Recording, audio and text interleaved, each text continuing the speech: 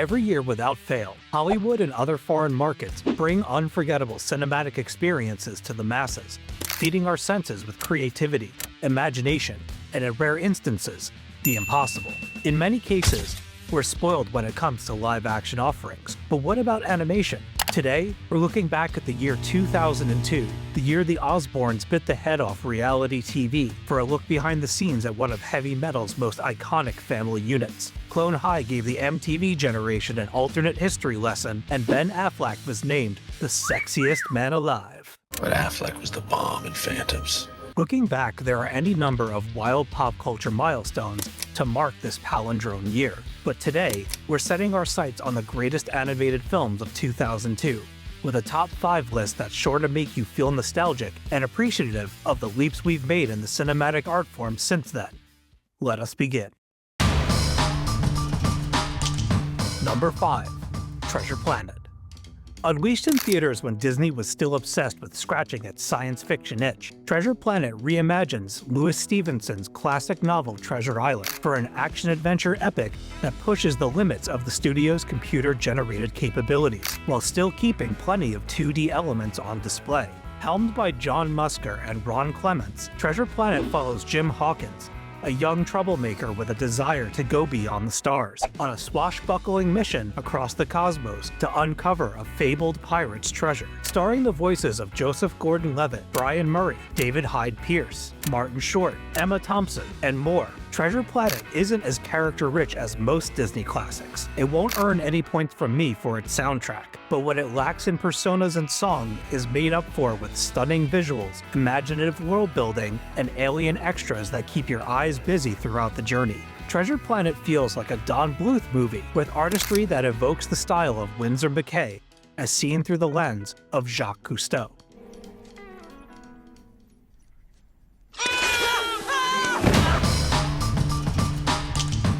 Number 4. 8 Crazy Nights. Anyone in the late 1990s knows Adam Sandler's The Hanukkah Song. Having performed it on Saturday Night Live, on his comedy albums, and in concert tours, Sandler's ode to Jewish celebrities is a fan favorite that spawned this musical film. A rare holiday film about the Festival of Lights, 8 Crazy Nights features Sandler portraying 4 different characters, in a weed-soaked parallel to Tom Hanks's multiple roles in The Polar Express. All of Sandler's repertory characters are here, including Rob Schneider, Kevin Nealon, John Lovitz, and Carl Weathers. Featuring songs written by Sandler exclusively for the movie, 8 Crazy Nights was panned by critics and failed to recoup its $34 million budget. Despite the prevalent toilet humor, Sandler's ode to the Jewish holidays has gone on to become something of a cult classic. Animated by multiple studios, 8 Crazy Nights hailed from the same artists who worked on 1999's masterpiece, The Iron Giant. This film shares the same classic hand-drawn animation style as Brad Bird's film and maintains a similar retro vibe, a rarity in today's era of computer-generated animation. 8 Crazy Nights would be Sandler's only animated film for a decade until his voice work on Hotel Transylvania, and the only animated film produced by Meatball Productions, the animation division of Happy Madison Productions. While Sandler's animation work has become more prevalent in recent years, 8 Crazy Nights remains a unique entry in his filmography, and one of the few Hanukkah-themed holiday films to emerge from Hollywood. Hey, what do you do? No! Number 3. The Powerpuff Girls movie.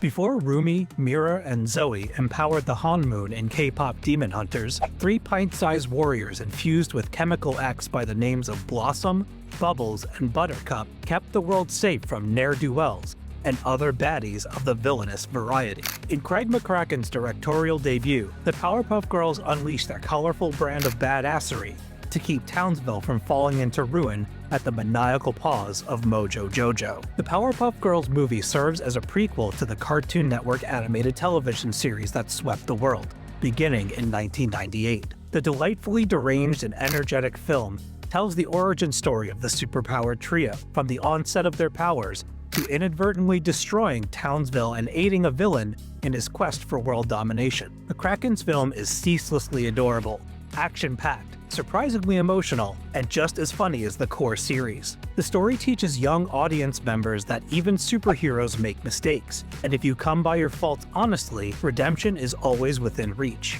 While some fault the film for being slightly more violent and darker than the series, this puts the movie at an advantage, as it offers something different and treats its themes with respect. It would have been too easy to make this film as sugary sweet as the Powerpuff Girls themselves, but it also packs a bit of spice, which, as we all know, makes everything nice. Number 2. The Cat Returns.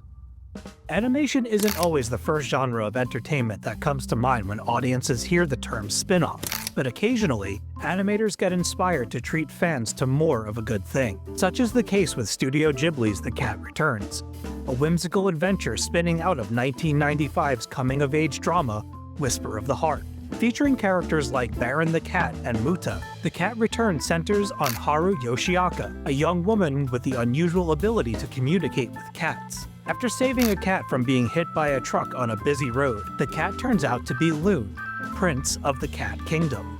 To thank Haru for her heroism, Loon offers his paw in marriage, which Haru confusedly accepts. Realizing she's made a terrible mistake, Haru partners with the cat Muta, and together, they're transported to the Cat Kingdom to sort out the miscommunication. Magical hijinks ensue, creating another enchanting excursion into the wondrous world of Ghibli. Speaking as an unabashed cat lover, The Cat Returns is pure cinematic catnip for someone with my sensibilities. The film is positively darling from beginning to end, with all manner of feisty feline merriment inviting audiences into a world only realized in our wildest dreams. Beautifully animated and as charming as you'd expect, The Cat Returns presents animal lovers and audience members of all ages with an imaginative journey into a fantastical world populated by one of nature's sweetest and most loyal inhabitants. There's nothing quite like watching The Cat Returns with your favorite kitty, curled up on your lap, their purr like a fine-tuned motorboat, carving through an ocean of dreams filled with treats and mice.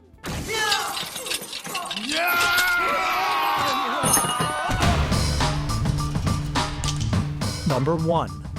Lilo and Stitch.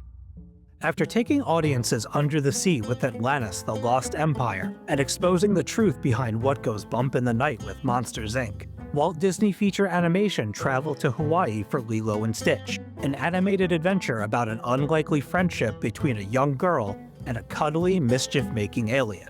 While still filed under Disney's sci-fi era of animation, alongside films like Atlantis and Treasure Planet, Lilo and Stitch harkens back to a simpler time for Disney, when buddy comedies warmed the hearts of audiences young and old, and their lead characters endured throughout generations to become something more than flash-in-the-pan scene stealers.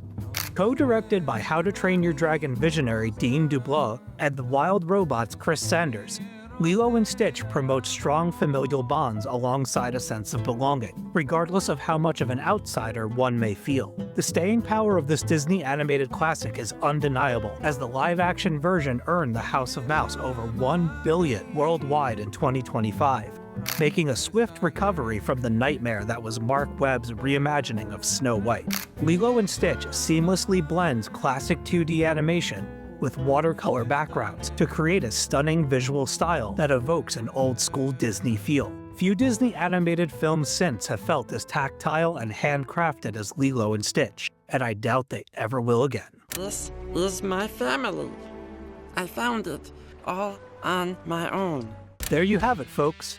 What do you think of our top 5 animated films of 2002 list? Are your favorite films represented here? Are there any grievous omissions? Leave us a comment and let us know what your top 5 animated films of 2002 are.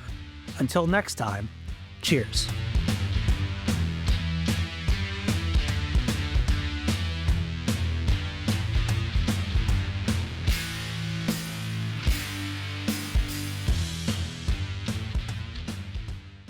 Thank you for clicking on our video, everybody. If you like what you saw here, please make sure you like the video and subscribe and share with your friends who like this sort of content. JoBlo was created by movie fans for movie fans, and we appreciate your support.